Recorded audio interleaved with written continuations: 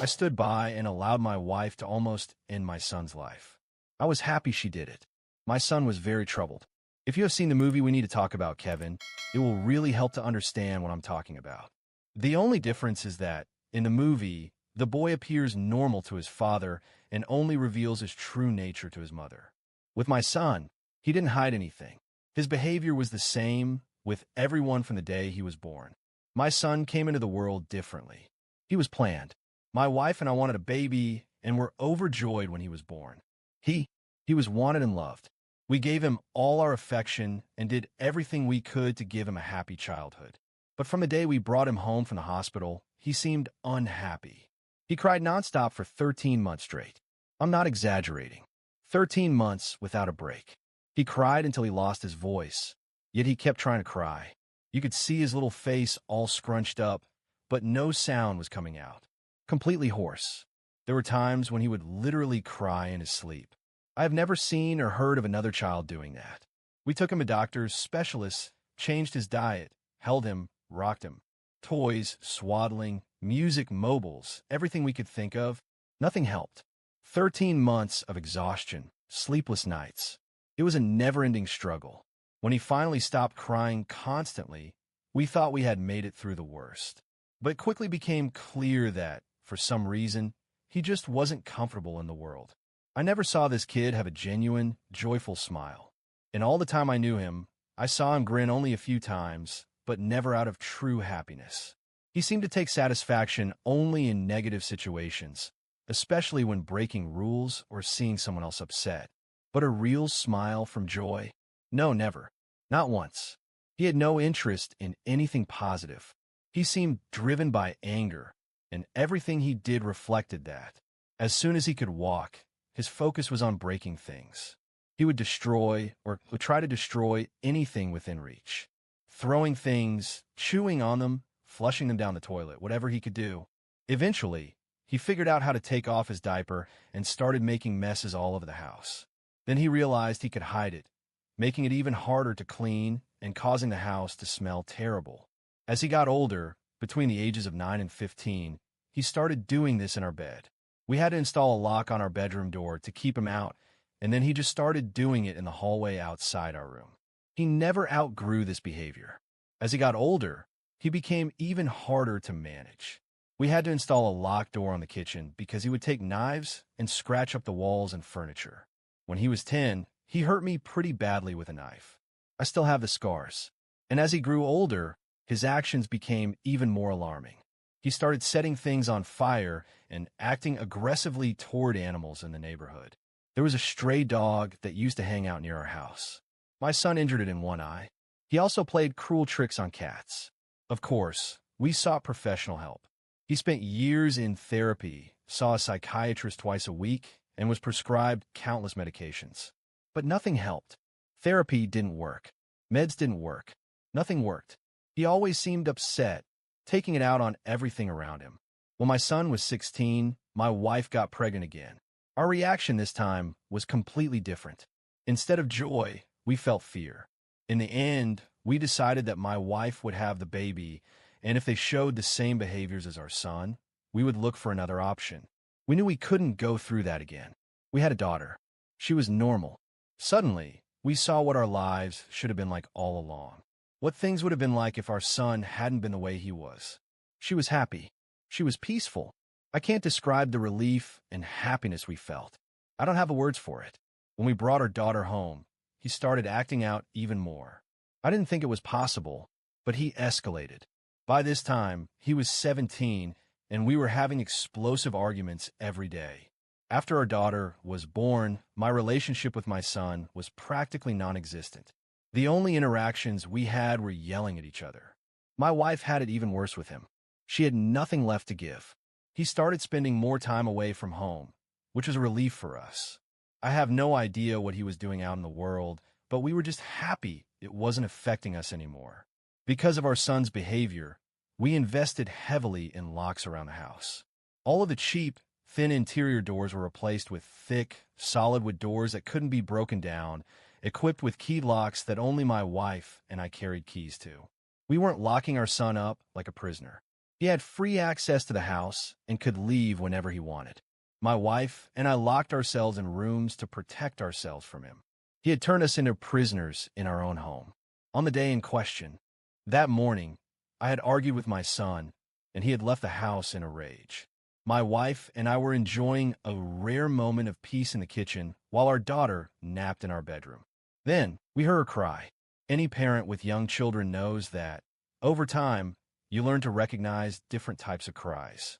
There's the cry of hunger, the cry when they need changing, or the cry when they just want to be held. This cry was none of those. This cry was fear. The second we heard it, my wife and I jumped from our chairs and ran to the room. The door was locked as always, and it took a few seconds to find the right key and get it open. When we got inside, we saw our son. Our house was a single-story home, and he had climbed in through the window to get to her. He was standing over her crib, holding a kitchen knife. I have no idea where he got it. It wasn't one of ours. We were always extremely careful with sharp objects and kept them locked away. I believe he must have taken it from somewhere outside our home. My daughter was terrified, crying uncontrollably. He was running the back of the knife across her face, not cutting, just taunting her while she screamed. When he saw us, he smiled. Before I even realized what I was doing, I was already moving to protect her. I didn't think. I just acted. But my wife got there first. It was like watching a movie in fast forward. She struck his hand, knocking the knife across the room, and then shoved him with all her strength. He was pushed back, away from the crib.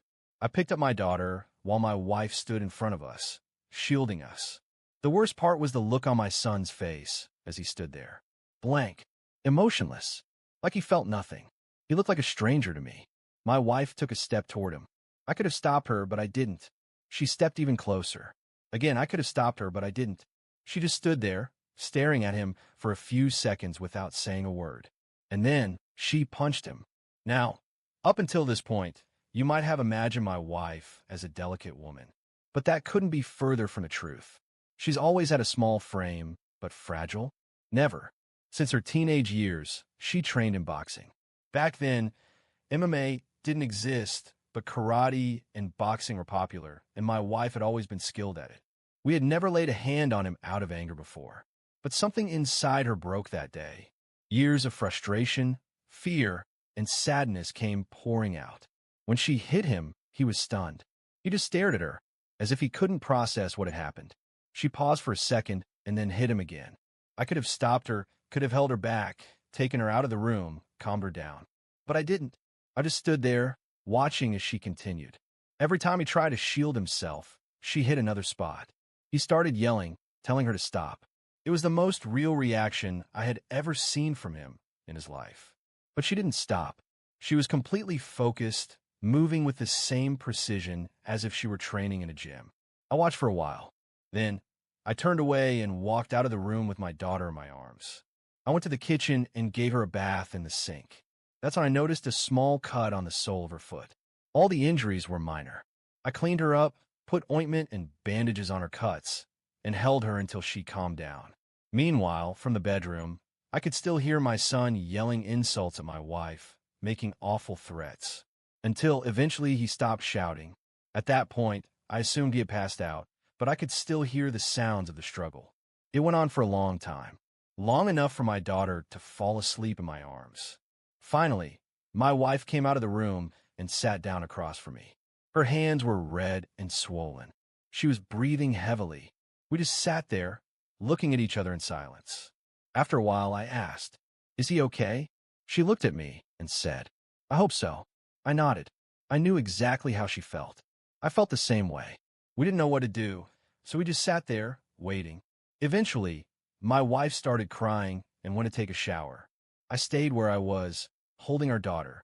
After a long time, I heard faint sounds coming from the bedroom. I realized my son was still conscious. I wanted to see how bad it was. He was clearly in bad shape. He was lying on the floor, struggling to move.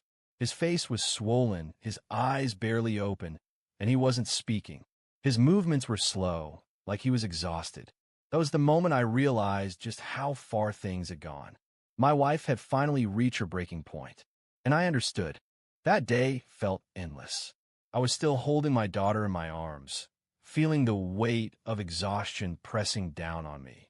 My wife sat across from me, breathing heavily, her gaze fixed on some distant point, not saying a word.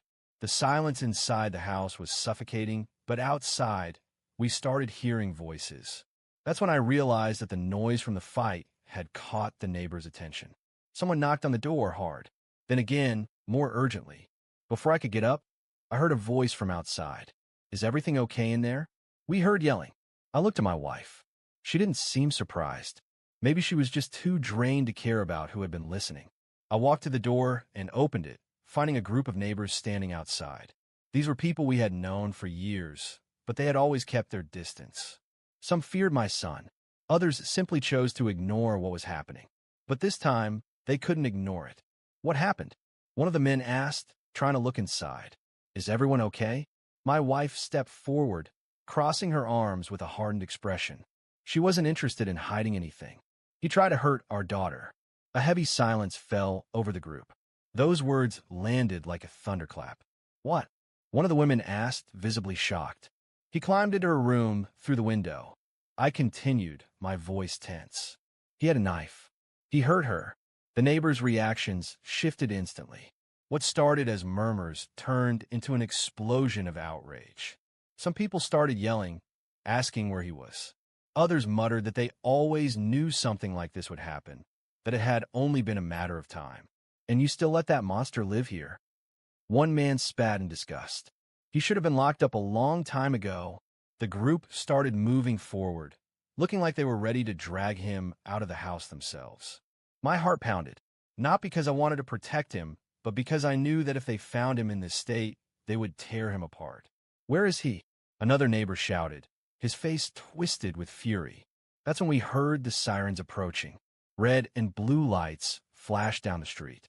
Someone else, probably another neighbor, had called the authorities. The shouting died down for a moment. Everyone stepped back, some grumbling in frustration, others exhaling sharply to calm themselves. But no one left. They wanted to see how this was going to play out. The paramedics entered first, followed closely by the police. I just pointed toward the hallway. One of the officers went to check the bedroom and quickly called for backup. My son was still conscious, but he couldn't move properly. He barely had the strength to react. I watched my wife as she stared at him, completely devoid of emotion. To her, he was nothing anymore. "What happened here?" one of the officers asked, looking at us seriously. My wife spoke first. "Our son tried to hurt our baby. He broke into her room through the window and had a knife." The officer frowned. "Do you want to press charges?" I didn't have to think about it. I looked at my wife, and she was already nodding. "Yes." The officers began taking our statements right then and there while the paramedics worked on stabilizing my son. The neighbors weren't satisfied. They wanted more. They wanted justice right then and there. "He can't get away with this." Someone yelled. "That kid is a danger to everyone." The police had to intervene, telling everyone to stand down. Some people were so enraged that it looked like they were about to charge at him. One of the officers had to raise his voice to restore order.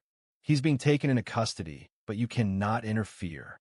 They loaded him into the ambulance, but not like a regular patient. 2 police officers went with him. He was under guard. Meanwhile, another officer handed us a form and instructed us to go to the station to file a formal report. "Are you going to press criminal charges?" My wife looked at me, and for the first time in a long time, I saw a certainty in her eyes that left no room for doubt. "Yes," I answered for both of us. And just like that, everything began. We knew this wasn't the end. In reality, it was just the beginning of a long battle. But one thing was certain. For the first time in years, our house felt just a little bit safer. And now, he would finally have to face the consequences of what he had done. Filing the report felt like the final step to ending this nightmare. Deep down, I knew the justice system was flawed, but I wanted to believe that this time, with everything that happened, it would be different. My wife and I went to the police station that same night, after making sure her daughter was safe at a trusted neighbor's house. The atmosphere at the station was cold, mechanical. The officer on duty looked at us with tired eyes, as if we were just another problem in a long list of problems he had dealt with that day. We were made to wait in uncomfortable plastic chairs before being called in to give our statements. My wife spoke with a steady voice, but exhaustion seeped into her every word. We recounted everything: his history of aggression, the disturbing incidents with animals, every violent outburst we had endured, all leading up to the moment he climbed into our daughter's room. We detailed how he entered through the window, the knife he was holding, the way he hurt her. The officer listened, took notes, and asked questions. "Do you have any physical evidence of what happened tonight?" My wife and I exchanged glances. The nursery still had signs of forced entry. The police had taken the knife, but it was just an ordinary knife. There were no witnesses who had seen what happened. "He tried to kill our baby," my wife exclaimed, disbelief and fury in her voice. The officer sighed, his expression one I had seen too many times before: resignation. "I understand, ma'am, but without solid evidence, no cameras, no direct witnesses, it's difficult to build a strong case." "Are you serious?" I asked, feeling my blood boil. "This guy has been a threat for years. He's going to come back." The officer closed his notebook and looked at us seriously. "You know how the system works. Even if we take this to a judge, if he denies everything and there's no physical proof, he can walk free." My wife buried her face in her hands. Something inside me shattered. Our son had tried to kill our daughter, and now they were just going to let him go? We spent over an hour at the station, answering questions, signing documents, listening to legal procedures. In the end, all we got was a restraining order, something that meant nothing if he decided to come back. Days later, the news we had feared arrived. The case wasn't moving forward. Not enough evidence. No clear proof. They were releasing him. My wife was sitting on the couch when she got the call. She didn't even respond to the officer. She just hung up and looked at me. "He's being released," she said, her voice emotionless. She didn't need to say anything else. My chest tightened. Our daughter was playing on the carpet, completely unaware that the danger hadn't passed. When the neighbors found out, outrage spread like wildfire. Everyone was furious. They had seen him being taken away. They had heard our story. No one wanted that monster back in the neighborhood. And then one night it happened. My wife and I were trying to keep our routine, but the tension was unbearable. Suddenly, we heard noise outside, shouting. I went to the window and saw a crowd gathered at the corner. In the middle of them, my son was on the ground, surrounded by furious men and women. My heart pounded. My wife got up and came to the window. We watched, saying nothing. I didn't feel fear. I didn't feel concern. I just waited. "He's free," one of the men yelled. "If the system won't do anything, we will. He tried to kill his own sister. He thinks he could just come back here like nothing happened." The crowd was growing angrier. Some kicked him as he curled into himself. Others grabbed his shirt, shaking him, screaming in his face. For the first time, I saw fear in his eyes. "Confess," a woman shouted. "Say it, or you don't walk away from here." They held him up by his collar, forcing him to look at them. His voice was shaking, barely a whisper. His face was bruised, his expression desperate. I knew it wasn't remorse. He wasn't sorry for what he did. He was just scared for himself. "Fine, I did it," he screamed, his voice breaking. "I did it." Silence fell over the street. He confessed. Someone yelled. A phone was pulled out, recording everything. My son was crying, begging them not to kill him. But the crowd didn't let up. "Turn yourself in. Now, or we settle this here." He looked around, searching for an escape, but there was none. If he ran, they'd beat him until he couldn't move. The police arrived minutes later, called by someone in the neighborhood. When they saw the scene, they understood immediately. My son was handcuffed in the middle of the street. This time, there was no escape. There was video proof. There were witnesses. As they put him in the police car, the neighbors erupted in applause. Some cried out of anger, others out of relief. My wife and I stood on the sidewalk, watching the car drive away. For the first time in years, I felt like I could breathe again. My wife reached for my hand and squeezed it tightly. "It's over," she whispered. I didn't answer. I just stood there, feeling the weight of freedom settle in. The following days felt different. Our home felt different.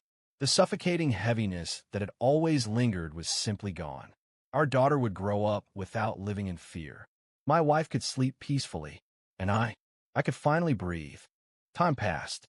Life moved on, and for the first time in years, our house felt like a real home. Our daughter grew up without fear, without needing to check if the doors were locked, without having to sleep with the terror that something might happen to her. My wife and I learned to breathe again, to sleep without anxiety, to live without constantly expecting the worst. We didn't talk about him. His name wasn't mentioned, and over time, it was as if he had never existed. Like a ghost from a dark past that life had forced us to carry, but that had finally been erased. Until one day, the news came. It happened by chance. We didn't receive an official call, no notice from the prison. We found out because a neighbor, who had a relative serving time in the same penitentiary, mentioned it as if it were just another piece of gossip. "Did you hear?" he asked, almost casually. "Your son. He died in prison." My wife and I froze. For a moment, we didn't know what to say. I had expected many things, but not this. "How?" I managed to ask, my voice quieter than I intended. The man sighed, glancing around before answering. Things worked differently in there. Well, he wasn't an easy person. You know that better than anyone. He kept acting the same way, making enemies, causing trouble. And when people inside found out what he had done out here, I didn't need to ask anything else. I already knew what that meant. The news hit me in a strange way. It wasn't a deep shock, nor an overwhelming sadness. Just an odd, quiet weight in my chest. My wife looked away. "When did it happen?" "A few weeks ago." We hadn't been informed because no one had cared enough to tell us.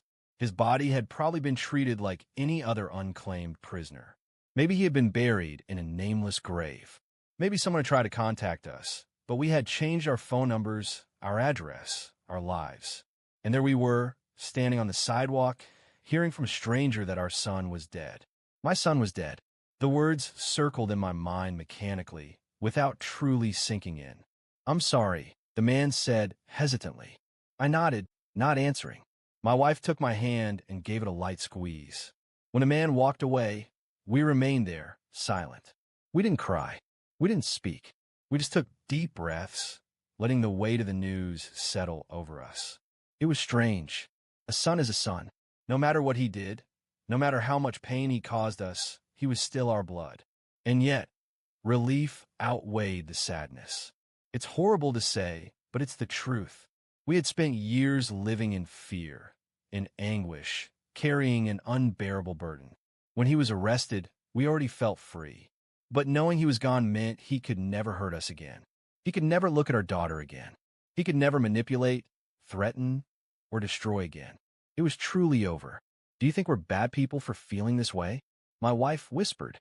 I looked at her and saw that her eyes were slightly teary, but not with grief, not with longing. I sighed, feeling the cool air against my face. "I think we're just human." She nodded in understanding. We walked back home without saying anything else. And for the first time since this nightmare began, our house no longer carried a shadow. It was just a home where our daughter could grow up without fear, and where we finally could live.